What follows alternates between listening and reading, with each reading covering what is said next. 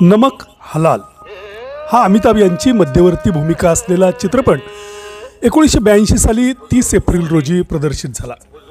प्रकाश मेहरा यांनी याचं दिग्दर्शन केलेलं होतं आणि बप्पी लहरी यांनी अतिशय बहारदार असं संगीत दिलेलं होतं. पग घुंगरू बांध मीरा नाची थी हे गाणं प्रचंड गाजलं.